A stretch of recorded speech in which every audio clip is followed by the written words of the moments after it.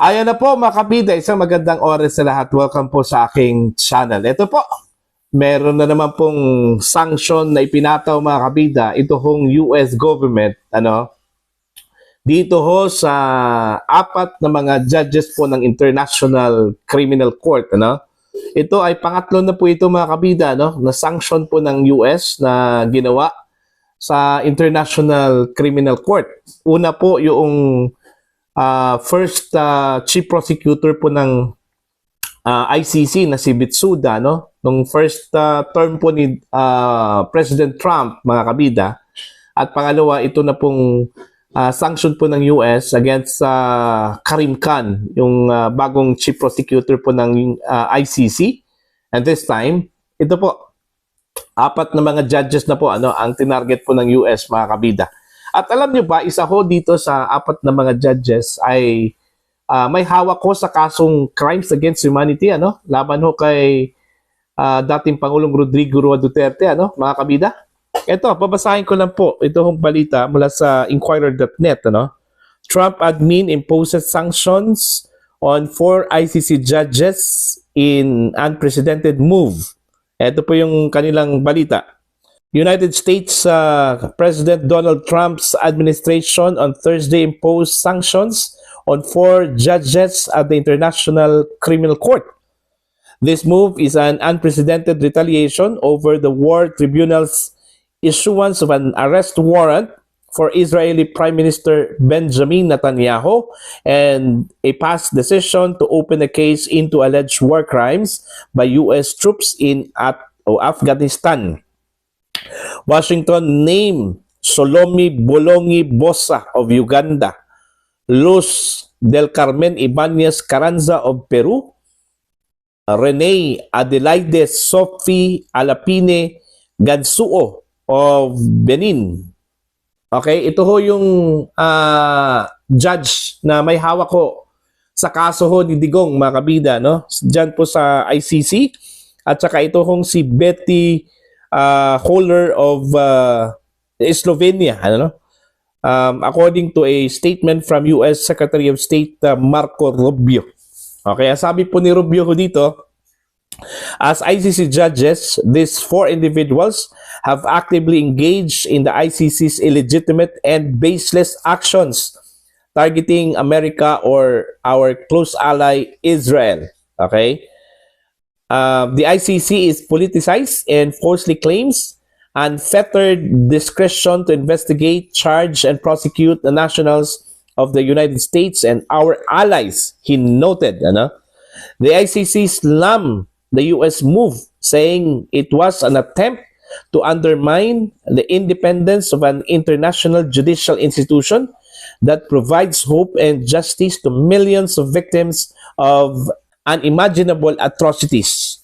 Both judges Bosa and Ibanez Carranza have been in the ICC bench since 2018. Ayan. Ito po Alapine and Holler ruled to authorize the arrest warrant against Netanyahu and Gallant. Ito yung kaniyang parang general, mga kabida ni Netanyahu sa Israel. Okay? Now, dito ho sa effect, ano pong effect ho dito mga kabida, sa ICC itself, okay? Babasahin natin po, Ito hong balita po ng Inquirer.net, mga kabida. Ang sabi po dito, sanctions severely hamper individuals' ability to carry out even routine financial transactions, as any banks with ties to the United States or that contract or conduct transactions in dollars are expected to have to comply with the restrictions. Ito na po yung epekto po, mga kabida. Kasi mahihirapan po silang gumalaw dito, kasi kailangan po ng pera every time mayroon po silang operation, Okay? But paano ho yan? Kasi hindi ho sila pwedeng makapag-withdraw sa mga bangko na mayroon pong ties sa US government po, mga kabida. At yung, remember yung sanction na inilabas po ng Trump administration, may nakalagay po doon mga kabida, ang sino mang tutulong dito ho sa ICC para i-prosecute yung US troops, US citizens, at yung kanila pong kalyado na mga bansa po mga kabida, meron pong sanction din, ano? So, syempre, kung ikaw bangko, matatakot ka talaga, no? Magdalawang isip ka talaga na tulungan at i-accommodate itong apat na mga judges, ano? So, wala talaga, no? Hindi talaga sila makakagawa po ng transaction, okay? Dito ho yung problema ngayon ng ICC. Okay? Maraming ang speculation po mga kabida na baka daw hindi na daw makapag-operate ito hong ICC, ano? Kasi dahil ho dito sa sanction na ito, ano? Look, tingnan natin ito hong si Karim Khan. Diba, ang ginawa ho ni Karim Khan po mga kabida pagkatapos po yung sanction na inilabas po ng US, although meron po siyang iniimbestigahan o meron pong iniimbestigahan na kaso involving him, ano? Itong sexual misconduct, ano? Pero isa po ito sa mga rason kung bakit ho nagbitiw. Okay, nag-step down ito hong si Karim Khan dito ho sa kanyang position bilang chief prosecutor po makabida ng International Criminal Court, ano? Baka ito din yung dahilan po, baka po mag-step down po itong mga judges na ito.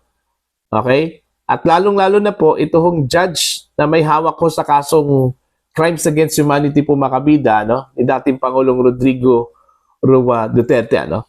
May epekto kaya ito sa kaso po ni Digong, mga kabida? O meron man pong epekto? Ito na kaya yung rason kung bakit po posibleng ibasura yung kasong crimes against humanity, ano?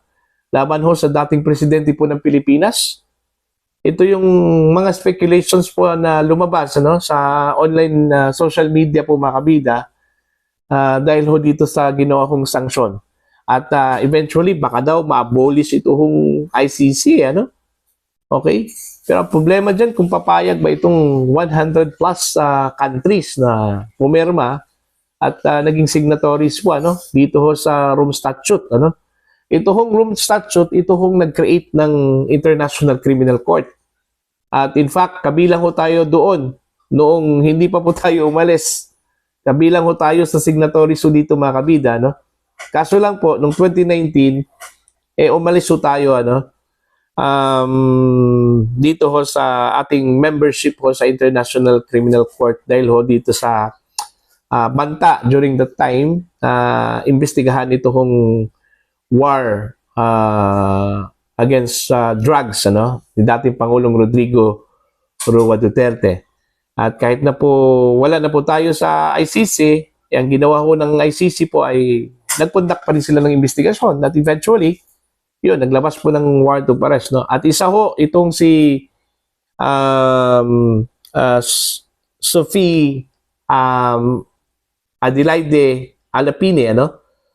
Gadsuo ang naglabas ng arrest warrant mga kabida, no, laban ho kay dating Pangulong Rodrigo Roa Duterte. So kaya siya po ay kabilang ho sa sinanksyon ng US dahil isa po siya sa mga nag-participate din sa issuance of warrant of arrest laban ho kay Israeli Prime Minister Benjamin Netanyahu mga kabida. Yun po yung update po ano sa sanction laban ho dito sa apat na mga judges, okay? Baka wala na hong matitira dyan sa mga judges na yan. Mga kabida, no? Okay, baka po sila lahat po ay masasanction. Hindi natin alam ha kung ito po ba ay last na po itong sanction ng US. Okay? Hindi natin alam. Baka po anytime maglabas po another list of names ng mga ICC personnel or ICC officials po makabida na isasanction po ng United States government, ano? Okay? Ang inaantay ko lang po yung sinabi po dun ho sa batas po nila, ano, na nagsasanction ho dito sa ICC po makabida, pati yung mga kalyado, okay, pati yung mga tumulong dun ho sa pag-prosecute, ano, ng kaalyado ho ng Estados Unidos, katulad na lang po ng Pilipinas.